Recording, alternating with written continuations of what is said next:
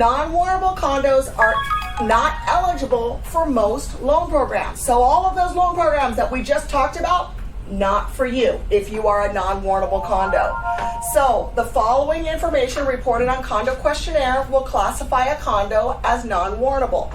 So we talked about the condominium questionnaire, but here in Hawaii locally, we have a form. It's called the RR 105C, okay? And that has a ton of boxes on it. One side says yeses and one side says no's. If any of those boxes are checked yes, guess what? It's a non-warrantable condo, okay? Virtually when we come to condo warrantability, there's no leeway when it comes to the boxes either being yes or no.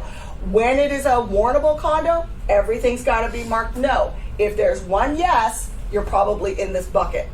So non-conforming property standards is one of the items. Vacation rentals are allowed. That's gonna put you in the non-warrantable condo bucket. More than one owner owns over 10% of the total condos in the project. So if you've got one person that has purchased out entire floors, it's probably gonna be a non-warrantable condo. Pending litigation against an HOA. That is huge here, right? In Hawaii. Plenty of buildings have litigation against the developer or against the AOAO. So any type of litigation is going to put you in a non-warrantable bucket.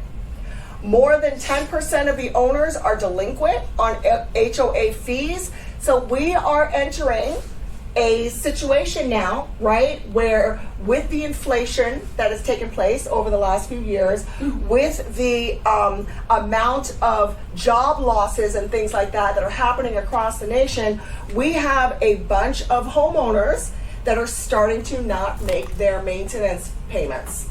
When people are having trouble paying their bills, there are certain things that will go first, right? Maybe they stop making their credit card payments. Maybe they stop making their car payments. Their housing payment may be one of the last things that they hold on to, but moreover that, they may not be paying their maintenance fees because the maintenance fees are not being reported on the credit report.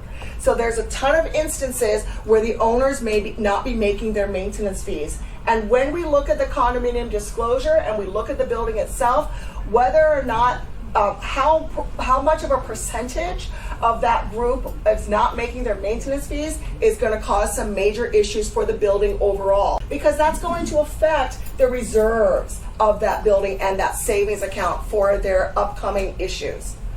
More than 10% of the annual budget is from HOA-owned condos. So that's another item that's going to affect whether or not the condo is warrantable.